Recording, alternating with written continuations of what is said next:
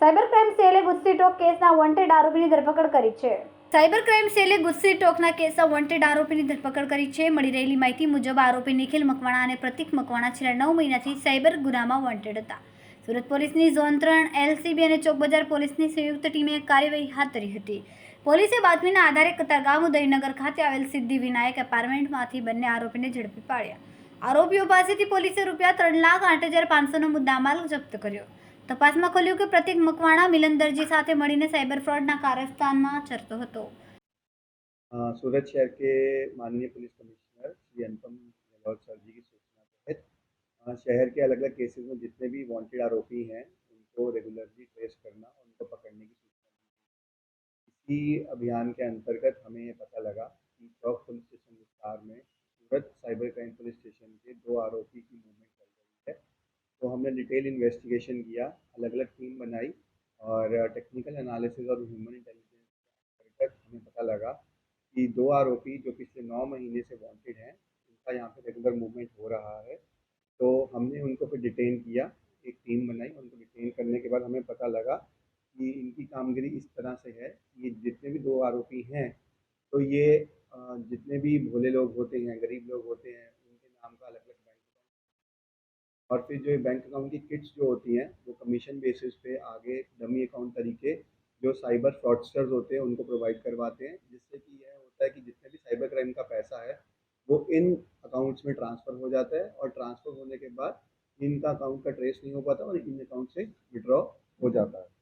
2 आरोपी जिनको हमने पकड़ा है, उनके नाम दोनों भाई हैं और पहले का नाम है निखिल भाई दिनेश भाई मकवाना, की उम्र है 26 साल और दूसरे का नाम है प्रतीक भाई दिनेश भाई मकवाना है 20 साल।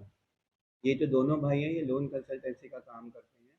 ये सूरत में सिद्धि विनायक अपार्टमेंट उदयनगर के रहने वाले हैं। फिलहाल उनका लेकिन जो मूल वतन है, वो गोंडल राजकोट का है। इस पूरे रेड के दौरान जो मुद्दामाल बरामद हुआ है, वह है 4 mobile phone, 2 swipe machine, 1 wifi router, 1 cash counter machine जिससे पैसे गिना जाता है, सीसीटीवी स्टैम्प और कुछ चेक बुक्स। टोटल जो मुद्दा माल है उसकी कीमत है 3,08,000 रुपये। इन दोनों भाइयों के खिलाफ जो पास्ट एफआईआर हो चुकी है, उसमें से एक जैसे मैंने पहले बताया कि सूरत के साइबर क्राइम पुलिस स्टेशन में गुच्ची टॉक हुआ था, जिसमें cheating, fraud, information technology act जैसे कि सेक्शंस लगे थे। और जो बड़ा भाई है निखिल, उसके खिलाफ गोधरा में भी ए डिवीज़न में भी इसी चीटिंग और फ्रॉड का एक अलग से गुना दाखिल है। फिलहाल इन दोनों आरोपियों को फर्दर तपास के लिए सूरत के साइबर क्राइम पुलिस स्टेशन में हम फॉरवर्ड कर देंगे, जिससे कि इसकी फर्दर डिटेल्स लिखी जाए। इनका एमओ क्या था और इनको पकड़ने के लिए पुलिस ने किस तरह की जांच की? इनका एमओ जैसे मैंने बताया यही रहता है कि ये अलग-अलग नए अकाउंट्स बनाते हैं, जिनका आइडेंटिटी ट्रेस करना बहुत मुश्किल होता है। जैसे कोई गरीब हो, कोई रूरल विस्तार से, पिछड़े इलाके से हो, उनके आईडीज़ ये लेते हैं और नए अकाउंट्स बनवाते हैं। जो नए अकाउंट बनवाने के बाद इनके पास जो किट आती है, वो जो लार्जर ग्रुप साइबर क्राइम करते हैं, उनको प्रोवाइड करवाते हैं कमीशन बेसिस पे।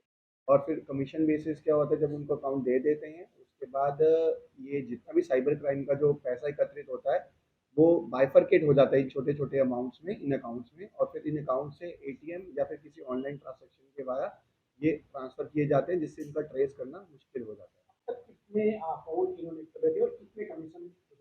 अभी फ़िलहाल इसका डिटेल तपास चल रहा है, क्योंकि ये बहुत ही कॉम्प्लेक्स स्ट्रक्चर होता है। तो जितने टोटल अकाउंट्स खोले हैं, इनके सिस्टम्स में जो हमें डिवाइसेज़ आए हैं, उसका डिटेल टेक्निकल एनालिसिस करना पड़ेगा। कुछ डिवाइसेज़ एफएसएल भी भेजे जाएँगे, उससे हमें एग्ज़ैक्ट नंबर पता लगेगा, जो आपको आने वाले